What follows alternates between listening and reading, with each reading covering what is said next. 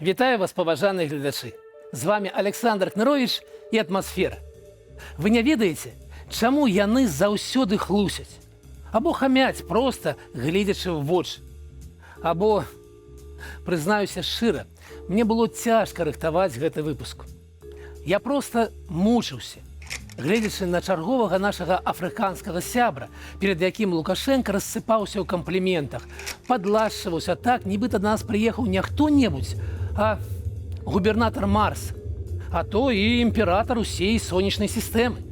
Расказваў, якія глобальныя захапляльныя перспектывы перед нами открываюцца. І рванём на трактарах і какава-бабах. Даведзецца прышываць дадатковыя кішэні, столькі будзе ў нас грошай. Моцна пакутаваў я і слухаючы заявы намесніцы міністра сельскай гаспадаркі і харчавання Беларусі Наталі Шаўцовай, якая, маўляў, у набліжэйшыя 5 гадоў збіраецца адмяніць у Беларусі польскія яблыкі, а заадно пазбавіць вас рыбы. Нядобра мне было і ад заяваў былой кіраўніцы канцэрна Беллегпрам, а цяпер дырэктаркі Камболю Тацяны Лугіной, якая выказвала прэтэнзіі ўласным работнікам, маўляў, вы лянівыя, не гатовыя працаваць па 12 гадзінаў на дзень, і параўнала іх з эфіопамі і індусамі. Прытым не на карысць беларусам. Адзначыўся шмат хто, і без прадстаўніка Нацыянальнага банку таксама не абышлося. І толькі халодная, безэмацыйная статыстыка не выклікала ў мяне ніякіх эмоцый. Таму запарце сабе кубачак гарбаты, зрабіце бутэрброд і усаджвайцеся, як мага зручней. Гэта атмасфера, і мы гаворым пра беларускую эканоміку проста. Паехалі. Такім чынам, пазнаёмцеся. Наш сябар, прэзідэнт Ганы Джон Магама. На мінулым тыдні ён прыбыў да нас з афіцыйным візітам. Яго пакаталі па выставах і прамысловых прадпрыемствах.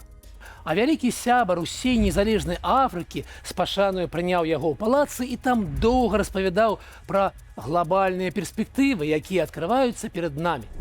Калі мы пяройдзем ад словаў да справы. А што канкрэтна? Канкрэтна прапанаваныя два кірункі. Будаўніцтва заводу ў перапрацоўцы какава-бабоў у Беларусі і класічнае, любімая, продаж беларускай тэхнікі ў заходнюю Афрыку. Ну а што, прыгожа ж? І што тут можа пайсці не так? Гана – гэта 20% сусветнага рынку какава-бабов. І там прысутнічаюць усе буйныя сусветныя гульцы.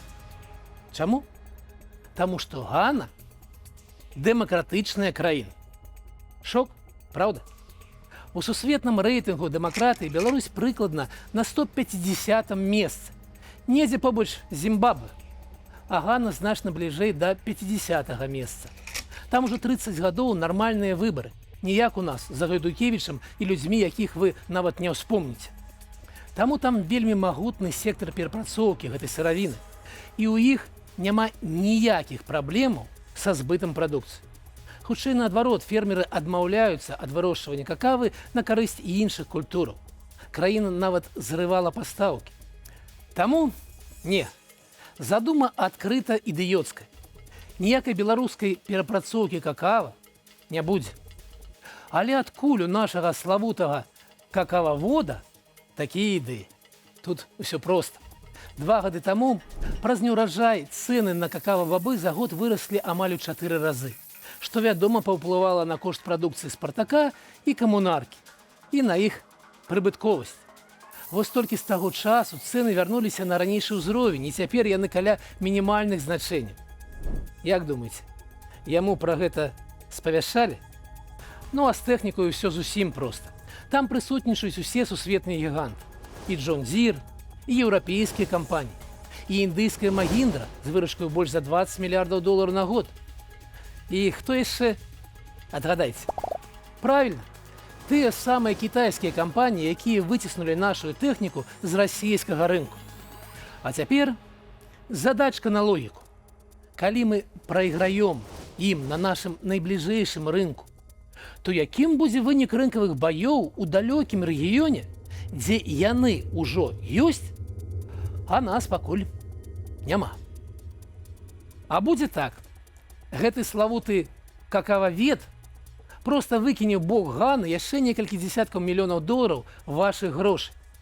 А праз пару гадоў будзе чухаць галаву, напханую, імаверна, шалупіннем ад какава, і пытацца, а чаму гэта ў нас нічога не выйшла? Можа, ворагі перашкодзілі, заселі недзе ва ўрадзе. Пакуль што ў нас агулам у Афрыцы нічога не ўдалося. За ўсе гэтыя гады экспорт туды менш за 2%. Пастараюся не злавацца, далей статыстыка. Наш ВУП, ён там жа, дзе і быў. Плюс 0,2%. А прайшло ўжо 5 месяцаў. А расці збіраліся у 14 разоў хутчэй. Не ведаеце, у чым справа? І інфляцыя сапраўды незвычайна нізкая для Беларусі, крыху больш за 5%. Гэта эфект тармажэння эканомікі. Але паводле прадуктаў харчавання ўсё адно амаль 8%. У 3 разы больш, чым у суседніх краінах.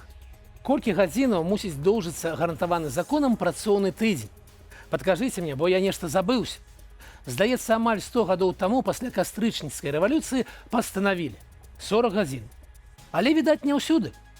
Вось намесніца міністра аховы здароўя Наталья Богдан мяркуе, што 1,25 стаўкі, а гэта значыць 50 гадзінаў на тыдзень, гэта цалкам нармальна. Але 50 гэта паводле ўсіх, у сярэдніх. У дактароў, нагадаю, 55 гадзін на тыдзень. То бок пры 8-гадзінным працоўным дні у іх выходны адзін. Але не дзень, а 1 гадзіна. На маю думку, гэта простае чалавечае, не чалавечае, чыноўніцкае хамства. Але гэта простае, складана злучанае хамства прадэманстравала на гэтым тыдні кіраўніца Камволю Наталья Лугіна. Вось цытат. Калі мы прыходзім на працу, мы спачатку пап'ем гарбаты, раскажам суседцы, як мы заквасілі капусту. Гэта яна пра беларусаў. А на працы як мінімум 8 гадзінаў трэба працаваць. І я ўсім кажу, працуем мы шмат, часам не таму, што кіраўнікі прымушаюць заставацца або выходзіць у суботу, а таму, што мы нават 8 гадзінаў часам не адпрацоўваем інтэнсіўна, напружана, засяроджана, уважліва. А вось у нас працуюць эфіопы, якія за прымальны ўзровень аплаты паводле нашых мерак выконваюць гэтую працу і адчуваюць сябе выдатна. Як вам такое? Гэта гаворыць услых дырэктарка прадпрыемства, якое нанесла бюджэту шкоду мінімум на 200 мільёнаў долараў. І гэтая самая Тацяна раней кіравала ім жа як кіраўніца канцэрну. А цяпер яе саслалі беспасярэдне на гэтае прадпрыемства падымаць яго з каленяў. І на сайце прадпрыемства пазначаны вакансіі заробкі 1300, 1500 рублёў. Гэта амаль утрая менш за сярэдні менскі заробак. Паважаныя гледачы, калі б у вас быў выбар, куды бы вы выслалі саму Наталью? У Эфіопію? Індыю? Ці? Напішыце свой варыянт у каментарах і пастаўце лайк нашай праграме, калі вам падабаецца тое, што мы робім, і вы знаходзіцеся у бяспецы. Дзівосную крымінальную справу агучыў на мінулым тыдні адзін з супрацоўнікаў следчага камітэта. Прызнаюся, я перачытаў паведамленне разы 3, каб увогуле зразумець, пра што ідзе гаворка. Пацярпелых больш за 40 000 чалавек. Шкода больш за 8 мільёнаў рублёў. А схема такая. Нехта рэгіструе юрыдычную асобу нібыта для абароны правоў спажыўцоў. А потым пад выглядам кантралёраў ходзіць па крамах, шукае пратэрмінаваныя тавары і шантажуе супрацоўнікаў гандлю. Маўляў, або вы аплачваеце курсы, якія мы праводзім, або мы паведамляем, куды трэба. Уражвае маштаб. Не менш за 20 такіх кампаній. І следчыя ўжо дакапаліся ажно да 2015 года. Я не схільны верыць на слова з беларускаму следчаму камітэту.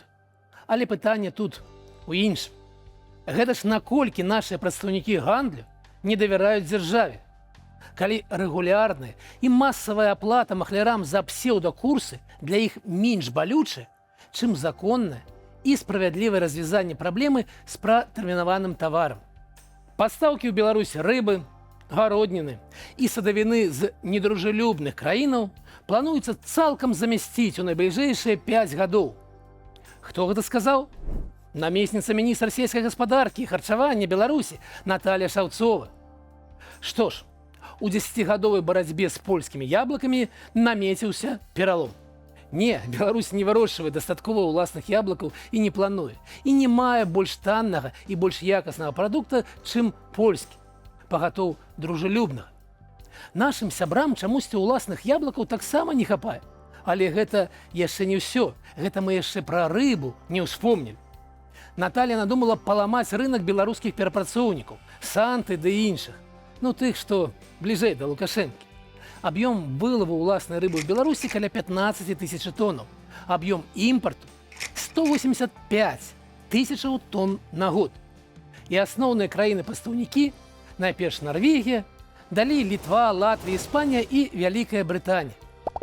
І якімі ж такімі дружалюбнымі пастаўнікамі Наталья збіраецца замясціць гэтыя велізарныя аб'ёмы? Якімі, калі іх проста няма і найбліжэйшыя 5 гадоў ім няма адкуль узяцца? Гэтую бясконцую глупоту агучвае не азаронак і не бабуля з семкамі ля пад'езду. Не, гэта з разумным выглядам заяўляе профільная намесніца міністра. Брава! А ў нашай сталай рубрыцы Качанова сёння прадстаўнік Нацыянальнага банку, намеснік рамана нашага аптымістычнага галоўшанькі Александр Ягораў. Цытата. «Каласальны рывок у нас у разліках у нацыянальнай валюце ў вонкавым гандлі. 70% па выніках 25 года, амаль удвая больш за 6 гадоў з 2019. Дасягненне. Раскрываем сакрэт. Калі раней вы гандлявалі з Польшаю, Літвой, Украінаю, Нямецчынаю, ЗША, то, вядома, разлікі вяліся ў свабодна канвертаванай валюце. У доларах, еўра і гэтак далей. А калі гэтыя краіны ўвялі санкцыі і адрэзалі вас ад сваіх рынкаў, і вы пачалі прадаваць у Расію за расійскія рублі, то што? Правільна. Гэтыя аб'ёмы трапляюць у статыстыку як разлікі ў нацыянальных валютах. Вось і ўвесь сакрэт. Больш санкцыяў, большая доля разлікаў у нацвалюце. Выходзіць, Нацбанк выступае за санкцыі. Всё ім Божья роса. 14 красавіка Верховны суд на заяву Генеральнай прокуратуры прызнаў ЕГУ экстрэмісцкай арганізацыяй. Універсітэт абвінавачваецца ў рыхтаванні моладзі да рэалізацыі заходніх сцэнарыяў трансфармацыі палітычнай сістэмы, прасоўванні дэмакратычных каштоўнасцяў і альтэрнатыўных інтэрпрэтацыяў гісторыі, выкарыстанні спецслужбамі суседніх дзяржаваў, намёк на Літву, Польшу і Еўрапейскі звяз, і ўзаемадзеянні з экстрэмісцкімі і тэрарыстычнымі арганізацыямі. Натуральна, гэтыя абвінавачванні не маюць аніякага дачынення да рэальнасці. Але на пачатку чэрвеня ў Беларусі прайшлі ператрусы і допыты людзей, якія мелі дачыненне да універсітэту, паводле артыкулу аб спрыянні фінансавання экстрэмісцкай дзейнасці. На сёння праваабаронцам вядома больш як пра 30 ператрусаў. Ва універсітэце вучылася 1100 студэнтаў, з іх 70% беларусы. Ім даюць да 10 дзён на адлічэнне з універсітэту. І сілавікі адкрыта кажуць, калі дзеці не адлічацца з ЕГУ, то паводле крымінальнай справы будуць затрыманыя іхныя бацькі. Вядома, што некаторыя сваякі студэнтаў ужо затрыманы. Навошта? Навошта беларускім сілавікам знішчаць беларускі універсітэт за мяжою? Сёння ў краінах Еўропы ўжо вучацца каля 16 тысяч беларускіх студэнтаў. І гэтыя 750 чалавек, якія вучыліся ў ЕГУ і будуць вымушаныя яго пакінуць, не ўсе, вядома, нехта працягне навучэнне ў іншых еўрапейскіх універсітэтах, ну а нехта вернецца дадому. І вось яны. Як яны будуць ставіцца да рэжыму, які сілай прымусіў іх перапыніць навучэнне, што давала цалкам зразумелыя перспектывы еўрапейскага працаўладкавання. Ці будуць яны любіць гэты рэжым? Ці будуць яму давяраць? Гэта цалкам бессэнсоўнае, адкрыта дурное дзеянне. І ведаеце, пра што я мару?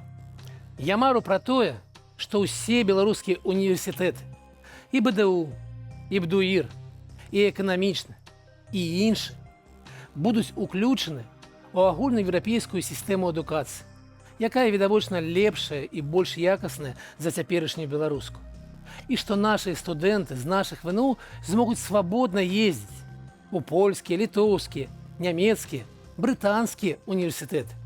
Їздити, вчитися і вертатися з задовольненням, а не со страхом.